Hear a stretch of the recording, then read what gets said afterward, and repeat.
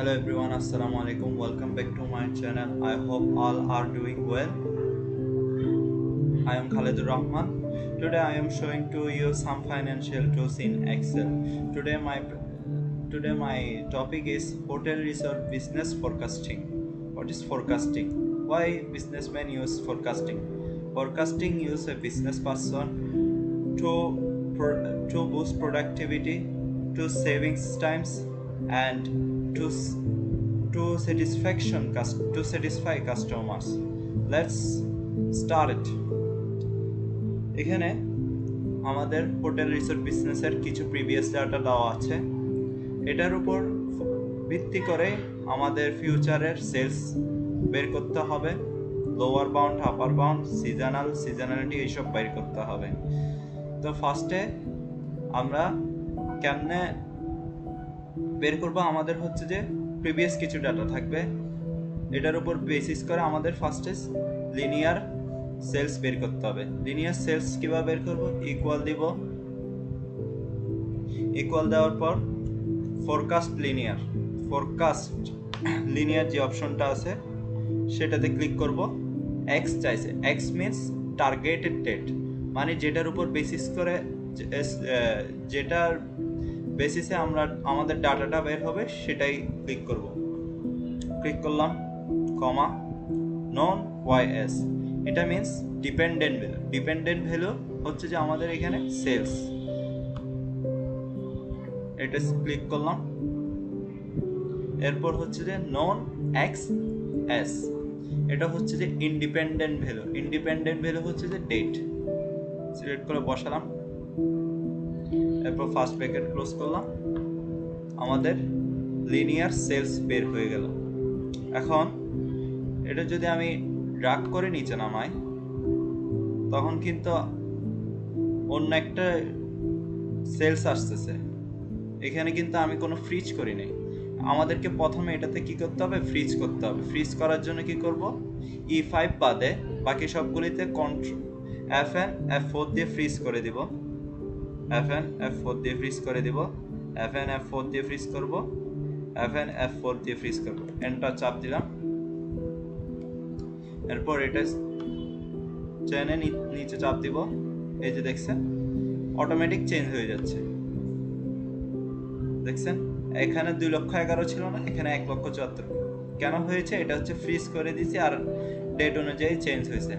এখন এখানে একটা বিষয় মিসিং হয়েছে, সেটা হচ্ছে কেন সেলসটা ডিপেন্ডেন্ট ভ্যালু।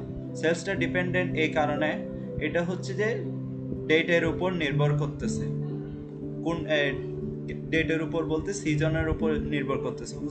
হোটেল রিসোর্ট বিজনেসে এক এক সিজনে এক এক সময়, যেমন কি শীতকালে হোটেল রিসোর্ট বিজনেস কিন্তু ফুল থাকে, হাউস ফুল থাকে।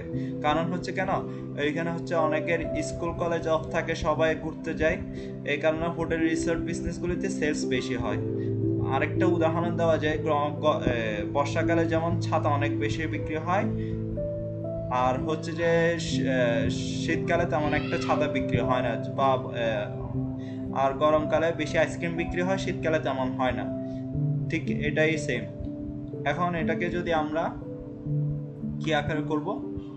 এটাকে আমি মনে করেন একটা চার্ট আকারে আমার বসকে দেখাতে চাচ্ছি। কিভাবে দেখাবো? এটা ক্লিক করলাম, সিলেক্ট করার পর ইনসার্ট বাটনে যাব। ইনসার্ট বাটনে গিয়ে রিকমেন্ডেড চার্টসে যাব। রিকমেন্ডেড চার্টসে গিয়ে আমার পছন্দের মতো আমি একটা চার্টস নিব, হয় এটা নিব, না হয় এটা নিব, না হয় এটা নিব। আমি ধরলাম এটা নিলাম, নেওয়ার পর এটা দিলাম, ক্লিক করলাম।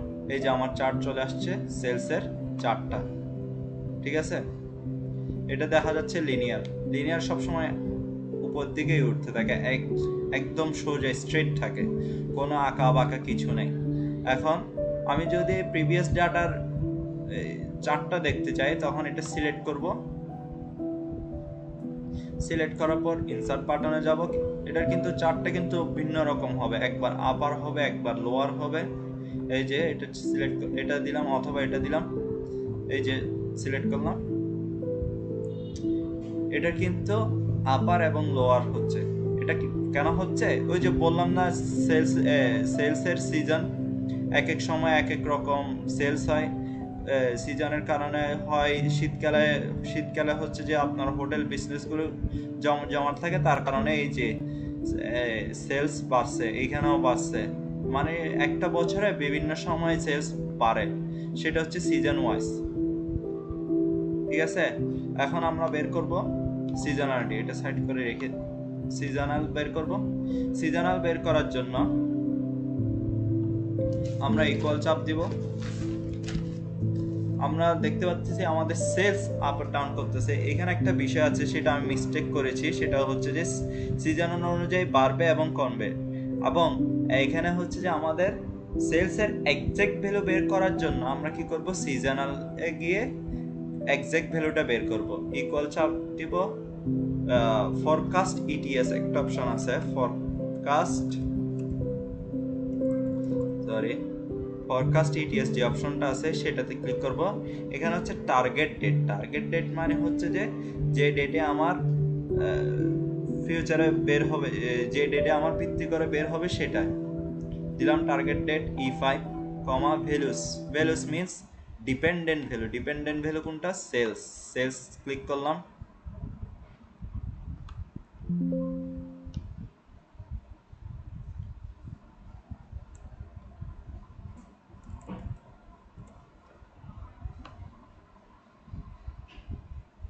ক্লিক করলাম, এরপর কমা দেওয়ার পর টাইমলাইন চাইছে। টাইমলাইন মিন্স প্রিভিয়াস ডেট দিলাম। এখানে আমার শো করতেছে কি কি চাচ্ছে না চাচ্ছে, সিজনালিটি তো নেই, সো এটাই দিলাম। এরপর কমা দিলাম, সিজনালিটি নেই, ব্র্যাকেট ক্লোজ, এন্টার চাপ দিলাম। এখন আমরা এটাকে কি করব, ফ্রিজ কিভাবে করব, সেটা হলো যে F1 F4 দিয়ে কিছুক্ষণ E5 বাদে যে টার্গেটের যে ডেটটা ছিল সেটা বাদে F1 F4 দিয়ে ফ্রিজ করে দিব। F1 F4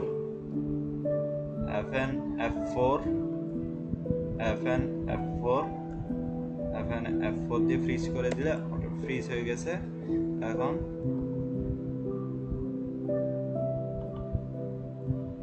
চলে আসছে আমাদের সিজনাল। এখন আমি যদি এটারও বেসিস একটা চার্ট ক্রিয়েট করতে চাই, তখন দেখবেন যে এটা তেমন একটা ভেরিয়েশন করতেছে না। সিলেক্ট কর,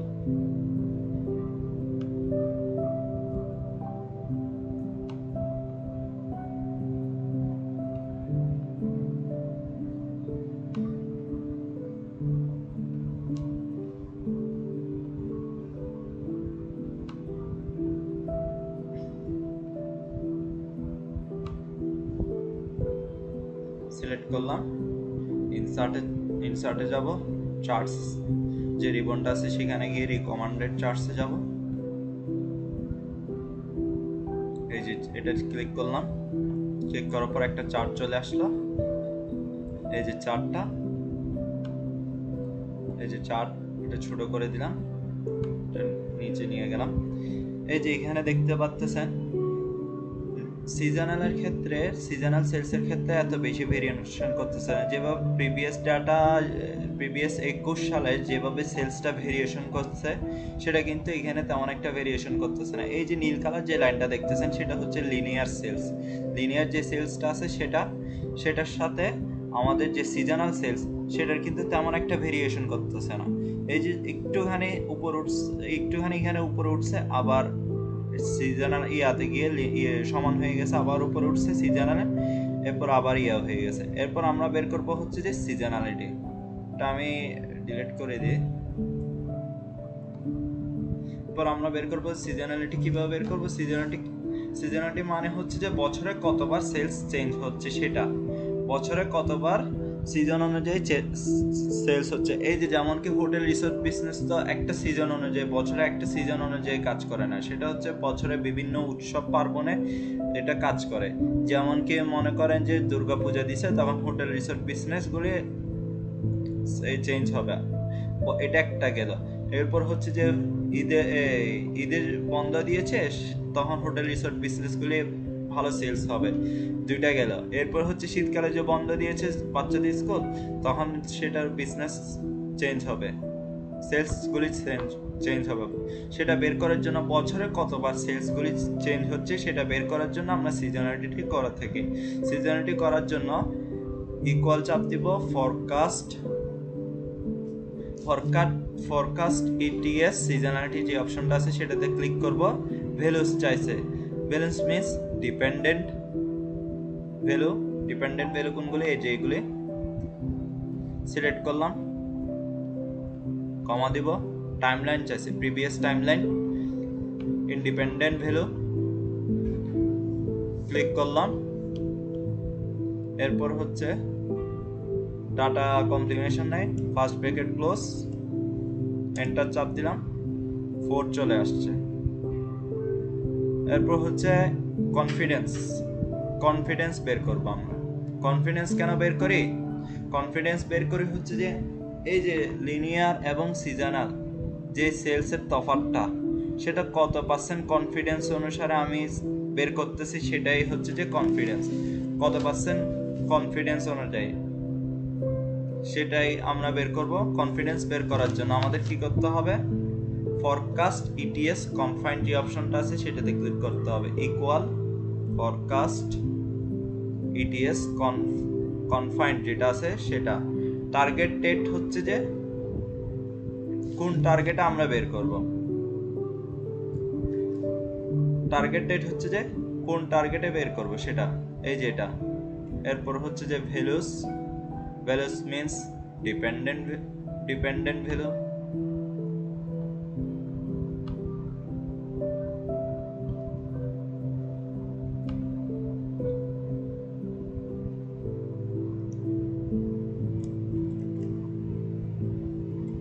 ডিপেন্ডেন্ট ভ্যালু ইয়া করলাম, এরপর কমা দিলাম। টাইমলাইন চাইছে, প্রিভিয়াস টাইমলাইন,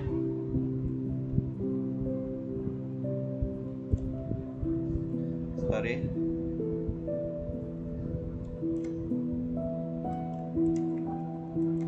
প্রিভিয়াস টাইমলাইন ইয়া করলাম। কনফিডেন্স লেভেল কিছু কনফিডেন্স লেভেল নেই, সেহেতু আমরা ইয়া করলাম, এন্টার চাপ দিলাম। এখানেও আমরা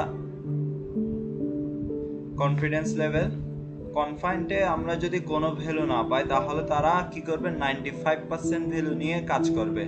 95% ভ্যালু নিয়ে কাজ করবে। আমি আবারও বলতেছি, 95% ভ্যালু নিয়ে কাজ করবে। কনফিডেন্স লেভেল যদি আমরা কিছু না বলে থাকি তাহলে হচ্ছে তারা কত পার্সেন্ট নেবে? 95% নেবে। এখন যদি আমি উল্লেখ করে দিই কনফিডেন্স লেভেল আমার থাকবে যে কত? 90%। উল্লেখ করে দিলে কনফিডেন্স লেভেল এই যে উল্লেখ করে দিলে তখন আমি কিন্তু 90% দিলাম, যে 90% দিলাম, সেটা উল্লেখ করে দিছি। এরপর ফার্স্ট ব্র্যাকেট ক্লোজ, এন্টার চাপ দিছি। এই যে 27137 আমার কনফিডেন্স লেভেল চলে আসছে। কনফিডেন্স লেভেল আমি যদি এখন চেঞ্জ করে কত 99% দিই, তখন আমার কনফিডেন্স লেভেল কত? 42,496। তার মানে আমার অনেক চেঞ্জ হয়ে গেছে। তো আমি চাচ্ছি 90%-ই রাখবো।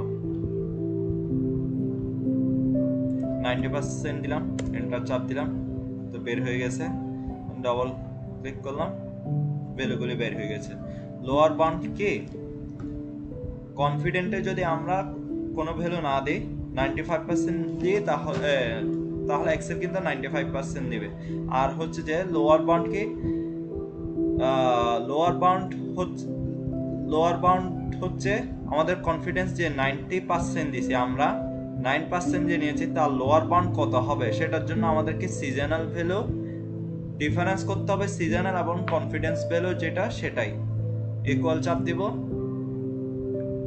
Seasonal value minus confidence, enter চাপ দিলে বের হয়ে গেছে। এরপর এটা ইয়া করলাম, এই লোয়ার বাউন্ড বের হয়ে গেছে। ঠিক আপার বাউন্ড কি? আপার বাউন্ড হচ্ছে যে শুধু প্লাস করে দেওয়া। ইকুয়াল চাপ দিব, ইকুয়াল চাপ দিয়ে seasonal plus confidence sorry plus enter, আপার বাউন্ড বের হয়ে গেছে। যে আপার বাউন্ড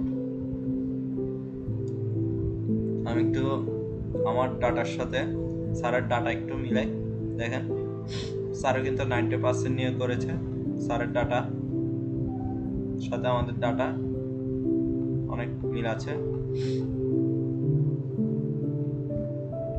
এখানে কিন্তু আমরা একটা জিনিস ভুল করছি, সেটা হচ্ছে যে আমাদেরকে নোটিফিকেশন দিচ্ছে, সেটা হচ্ছে যে আমরা একটা ফ্রিজ করিনি। ফ্রিজ না করার ফলে এটা নোটিফিকেশন দিচ্ছে, এটা মিস্টেক হয়েছে। FN F4 দিয়ে আমরা ফ্রিজ করে নিব। FN F4 E5 বাদে সবগুলি ফ্রিজ করব। FN F4 এরপর এন্টার টাপ দেব।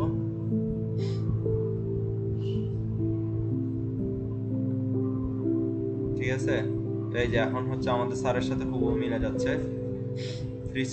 ফ্রিজ না করার ফলে দেখছেন কি রকম ভুলটা হয়েছে আমাদের। আমি একটু রিক্যাপ করি, সেটা হচ্ছে যে ফোরকাস্টিংটা মূলত করা হচ্ছে যে প্রোডাক্টিভিটি বুস্ট করার জন্য,